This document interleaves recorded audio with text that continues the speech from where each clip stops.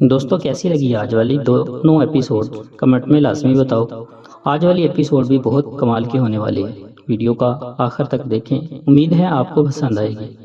چلتے ہیں آج کی مزیدار ایپیسوڈ کی طرف۔ میں اس عورت کے پہلو میں لیٹے کشمکش میں مبتلا تھا، اور یہ سب اس کی پرسنالٹی کی وجہ سے تھا۔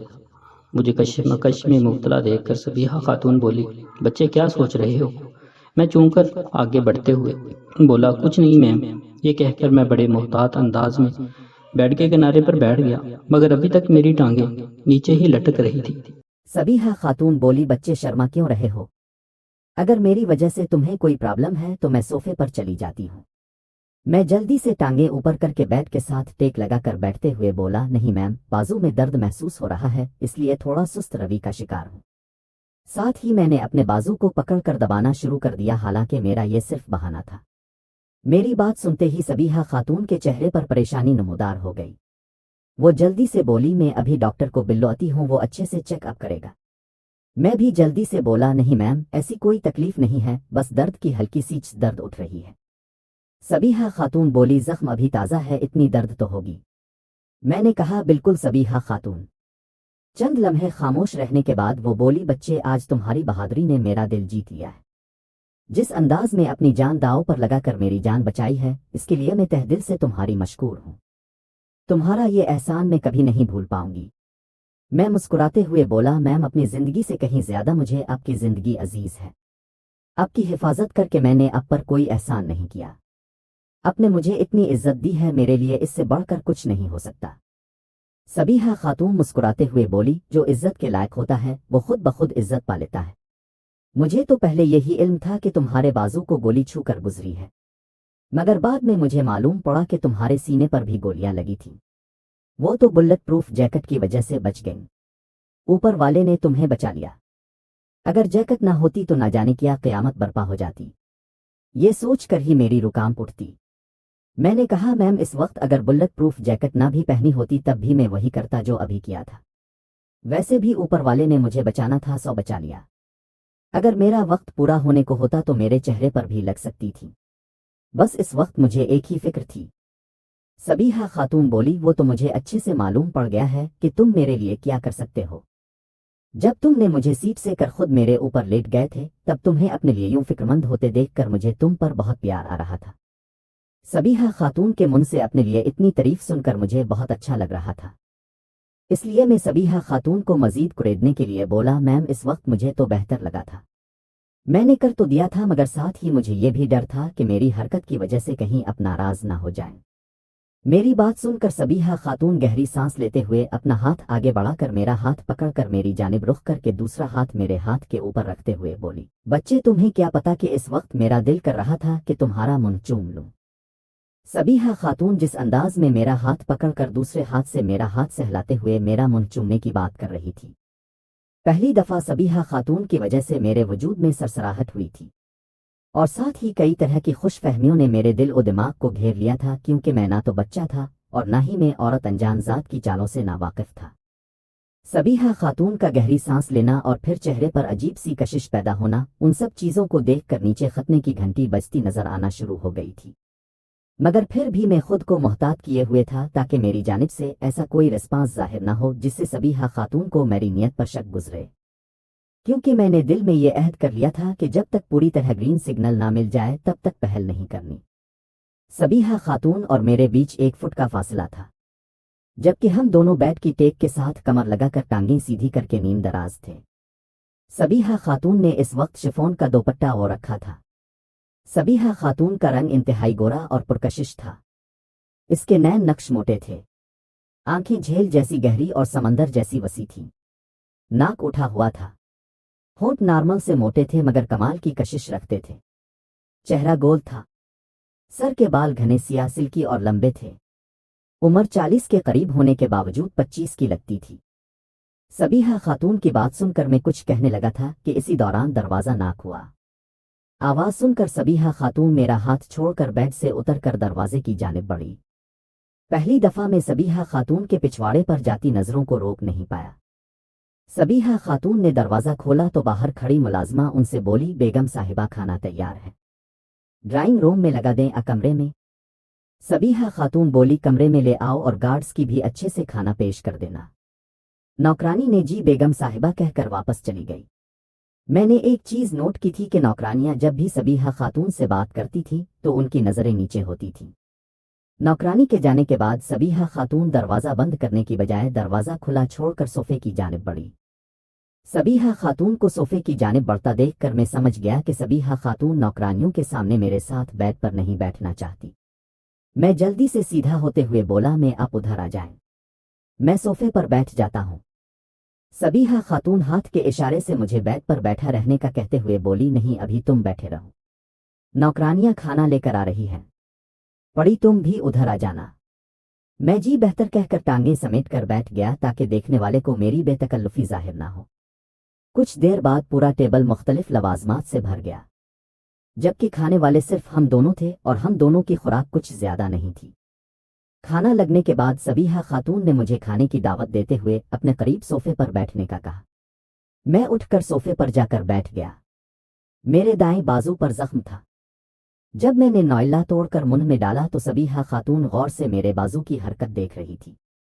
जख्म ताज़ा था, इसलिए हाथ ऊपर ले जाने में मुझे हल्की सी तकलीफ का एहसास हुआ था। सबीहा खातून ने शायद मेरे चेहरे पर तकलीफ के असरात देख लिए थे, इसलिए वो बोली, बच्चे अगर खाना खाने में मुश्किल पेश हो रही है तो उधर मेरे करीब हो जाओ, मैं खुला देती हूँ।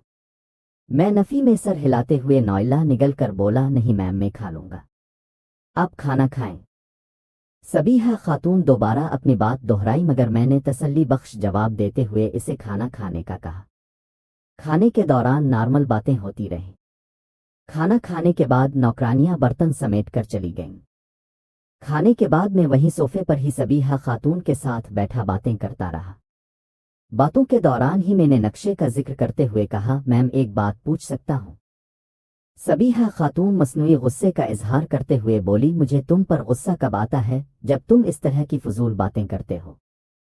क्या अभी भी तुम्हें मुझसे किसी बात की इजाजत लेने की जरूरत पेश आ रही है? मैं जेपत्ती हुए बोला, सॉरी मैम, दरअसल मैं ये पूछना चाह रहा था कि क्या अपने इस बंगले का नक्शा इंडिया में मंगवाया है? सबीहा खातून चौंक कर बोली, क्यों, तुम्हें ऐसा क्यों लग रहा है? मैंने कहा, दरअसल मैम मैं हरियाणा में जर्नैल सिंह के बंगले पर गया था, इसके बंगले का नक्शा बिल्कुल इसी तरह का है। सबीहा खातून एकदम खिलखिलाकर हंसते हुए बोली, वाव यासिर, तुम तो बड़े इंटेलिजेंट साबित हुए हो, इतनी बारीक बीनी से चीजों को जहन नशीन रखते हो। तुमने सही अंदाजा लगाया है, क्योंकि ये बंगला गुलरेज खान ने ही बनवाया था। इसी ने अपने हिसाब से नक्शा बनवाया था और उसने मुझे बताया भी था कि इसके दोस्त बिलावीर सिंह के चचा जर्नैल सिंह का बंगला इसी तरह का है। मैं मुस्कुराते हुए बोला, यानी मैंने सही पहचाना? सबीहा खातून मुस्कुराते हुए बोली, बिल्कुल तुमने सही पहचाना है, मगर उसके कुछ नक्शे में अंदर से मैंने तब्दील करवाए थे। मैंने कहा, मैम मुझे तो बाहर के नक्शे का इल्म था, क्योंकि बंगले के अंदर जाने का मौका ही नहीं मिला। उन्होंने मेहमानों के लिए अलग से गेस्ट रूम बनाए हुए थे। सबीहा खातून हम कहते हुए बोली, हाँ ऐसा ही कुछ सुना था। खैर छोड़ो, आओ तुम्हें एक चीज दिखाती हूँ जो मैंने स्पेशल अपने लिए बनवाई है। ये कहकर सबीहा खातून उठकर खड़ी हो गई, जबकि मैं भी इसकी तकलीद में खड़ा हो गया।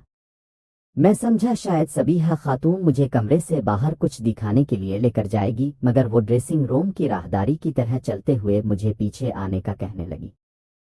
सबीहा खातून को इस तरफ जाते देखकर मैं समझ गया था कि ये मुझे स्विमिंग पूल दिखाने ले जा रही है, क्योंकि वहां वॉशरूम और ड्रेसिंग रूम के अलावा तीसरी चीज स्विमिंग पूल भी था, जो मैं दरवाजे में खड़े खड़े मुख्तसर नजर डालकर देख चुका था।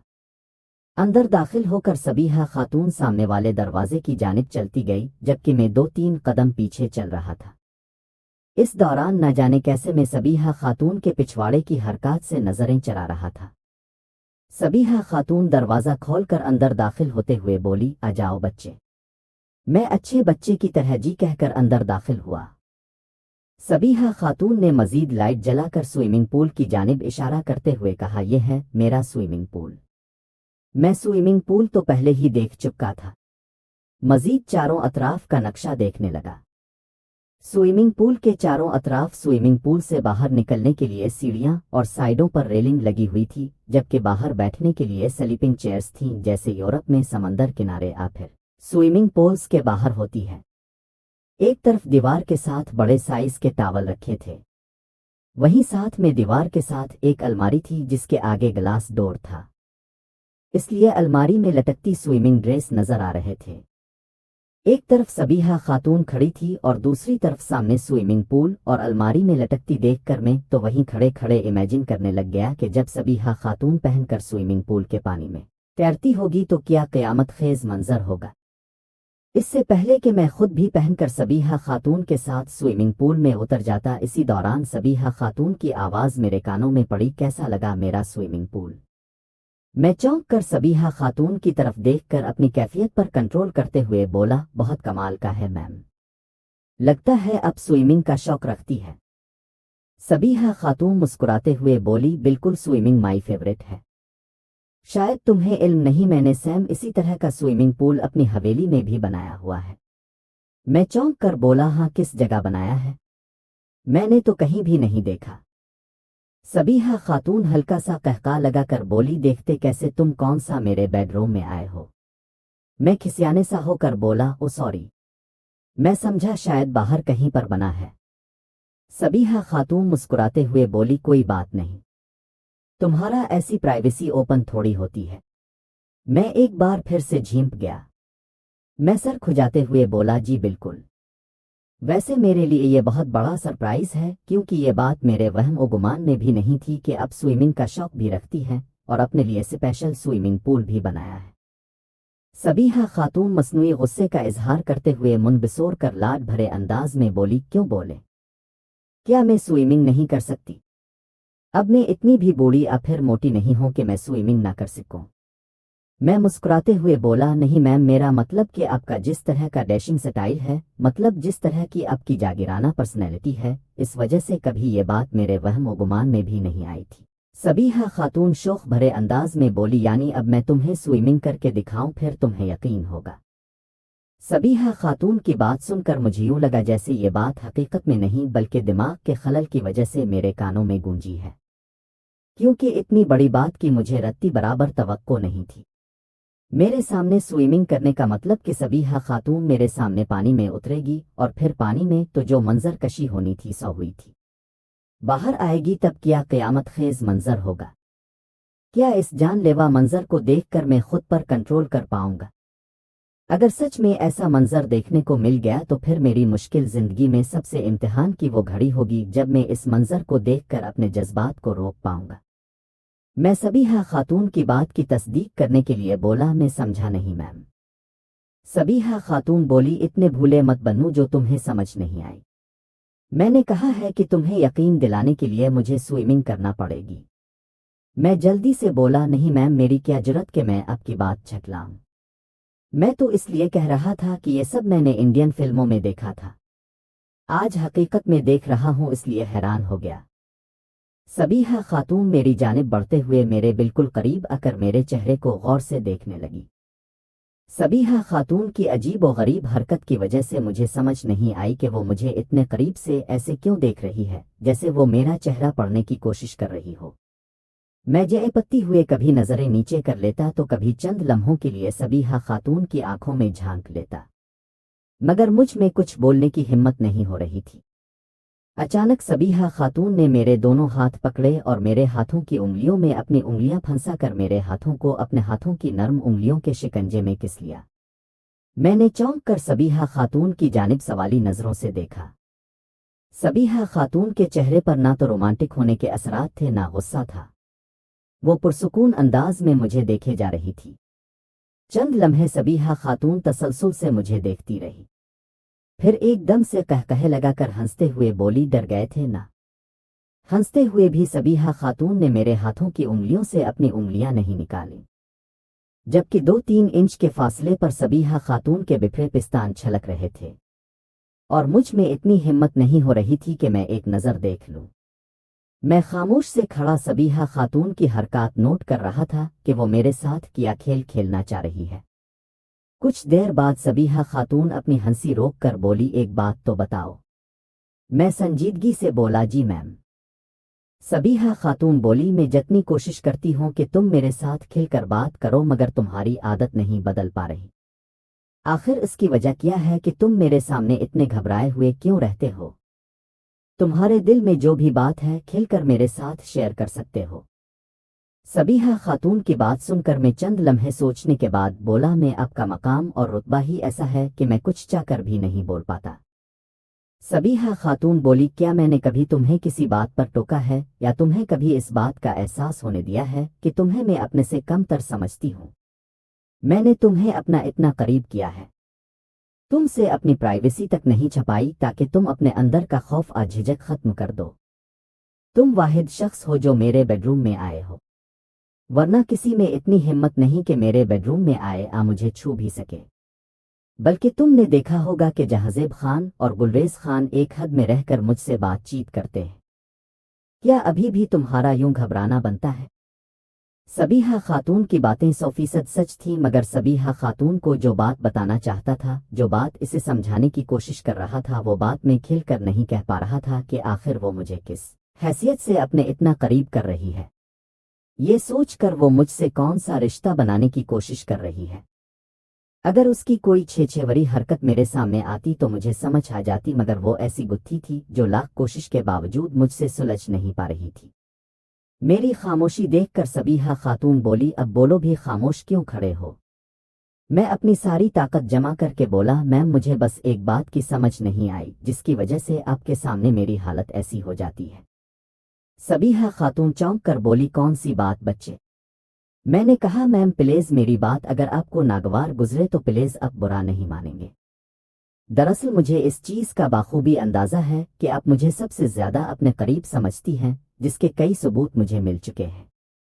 मगर मुझे बस ये बता दें कि आप मुझे किस हैसियत से इतनी इज्जत दे रही हैं, यानी आपकी जिंदगी में मेरा क्या मकाम है, मुझे किस रिश्ते की हैसियत दे रही है।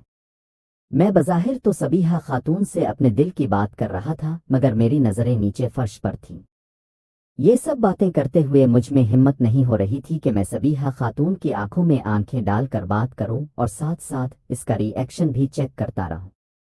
मेरी बात सुनकर सबीहा खातून चंद लम्हे सोचने के बाद गहरी सांस लेकर बोली, अच्छा तो ये बात है। मैं सर झुकाए बोला, जी मैम। सबीहा खातून बोली, उधर मेरी तरफ देखो। मैंने सर उठा के सबीहा खातून की तरफ देखा तो सबीहा खातून मुस्कुराते हुए बोली, तुम बताओ कि हमारे बीच कौन सा रिश्ता होना चाहिए? मैं हकलाते हुए बोला, मैम मैं क्या कह सकता हूँ? सबीहा खातून बोली, क्यों तुम कौन सा रोटी को चौची कहते हो? जवान हो, वाकिफ दुनिया की रंगीनियों से हो, हर तरह के लोगों से मिल चुके हो, फिर भी तुम्हें नहीं पता कि कौन सा रिश्ता होना चाहिए। सबीहा खातून शायद मुझसे कोई देरीना दुश्मनी का बदला ले रही थी, जो मुझे ऐसे इम्तिहान में डाल दिया था जिसको पास करने की मुझ में ना ताकत थी, ना हौसला था, ना ही हिम्मत थी। मैंने कुछ बोलने की बजाय खामोशी इख्तियार करने में ही आफियत समझी, क्योंकि मुझे हकीकत में कुछ समझ नहीं आ रहा था। चंद लम्हे खामोशी के बाद सबीहा खातून बोली, क्या हुआ?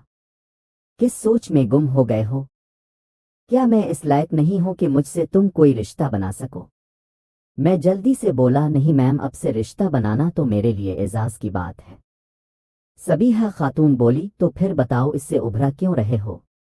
मैंने कहा, मैम अब ही मेरी इस मुश्किल को हल कर दें, मुझे कुछ समझ नहीं आ रहा। सबीहा खातून बोली, इसके लिए मैं तुम्हें कलियो देती हूँ, तुम गैस करना। मैंने कहा, ओके मैम, मैं पूरी कोशिश करूंगा। मेरा जवाब सुनकर सबीहा खातून कुछ बोलने की बजाय मेरे हाथ छोड़कर मेरे चेहरे के दोनों अतराफ कानों पर हाथ रखकर मेरे करीब हुई। इतनी करीब कि इसकी सांसों में इसके बदन की खुशबू मिक्स होकर मेरे नथनों से टकरा रही थी। सबीहा खातून मेरे चेहरे के करीब अपना चेहरा करके बोली, अपनी आंखें बंद करो, जब तक मैं न कहूं तुमने आंखें नहीं खोलनी। सबीहा खातून को अपने इतने करीब महसूस करके मैंने अपने दोनों हाथों की मुट्ठियों को दूर कैसे बंद करके सांस रोकते हुए हाँ कहकर आंखें बंद कर ले। मेरे दिल की धड़कन ऐसे तेज हो गई थी जैसे किसी कनवारी लड़की को पहली बार कोई मर्द छूता है तो उसके दिल की धड़कन बढ़ जाती है।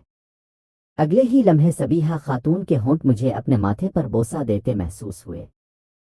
सबीहा खातून को माथे पर महसूस करके मेरे दिल की धड़कन मजीद तेज हो गई। माथे को चूमने के बाद सबीहा खातून की आवाज बहुत करीब से सुनाई दी, इतनी करीब से कि इसके नथनों से निकलने वाली सांस मुझे अपने चेहरे पर पड़ती महसूस हुई। सबीहा खातून की आवाज में जर्रा सी भी लर्जिश नहीं थी, जबकि मेरी हालत का तो खून पानी हो चुका था। सबीहा खातून बोली, अब अपनी आंखें बंद रखते हुए बताओ, इस रिश्ते को क्या नाम दोगे? मैं अब भी कुछ नहीं कह पाया, क्योंकि माथे पर माँ भी बोसा दे लेती है, बड़ी बहन भी, अब बुजुर्ग रिश्तेदार भी। मैं थोक निगल कर बोला, मैम सच में मुझे नहीं समझ आ रही। सबीहा खातून ने कुछ कहने की बजाय मेरी दोनों आंखों पर बोसा लेने के बाद फिर से अपनी बात दोहराई, मगर मेरा जवाब वही था। तीसरी दफा सबीहा खातून ने मेरे गालों के दोनों अतराफ बोसा देकर कहा, क्या अब भी तुम्हें समझ नहीं आई? पहले तो सबीहा खातून ने नॉर्मल अंदाज में बोसे लिए थे, मगर इस बार सबीहा खातून ने जिस अंदाज में मेरे गालों को चूमा था, इसके चूमने के अंदाज से ही इसकी सारी असलियत मेरे सामने खिल चुकी थी। इतना तजर्बा तो मेरा बनता था कि सबीहा खातून के बोसा लेने के अंदाज से इसकी नीयत समझ जाता। फिर भी मैं अनजान बनते हुए अपनी बात पर कायम रहा। सबीहा खातून ने वही किया जिसके बारे में मेरी छठी हिस्स ने मुझे आगाह कर दिया था, मगर ये हुसैन लम्हा बस लम्हा भर ही नसीब हुआ। इस बार सबीहा खातून की इजाज़त के बगैर ही मेरी आंखें खिली ही नहीं बल्कि पूरी तरह खिल गई थीं। साथ में सबीहा खातून का पूल भी खिल गया था। मैं पूरी आंखें खोलकर सबीहा खातून के मुस्कुराते हुए चेहरे को देखे जा रहा था। पहली बार सबीहा खातून की आंखों में सुर्ख डोरे और गालों में सुर्खी नुमायां होते देख रहा था। सबीहा खातून मुझसे एक कदम पीछे होकर खड़ी होकर मेरी जानिब देखे जा रही थी, जबकि मैं बदस्तूर साकित खड़ा आंखें फाड़े सबीहा खातून को देखे जा रहा था।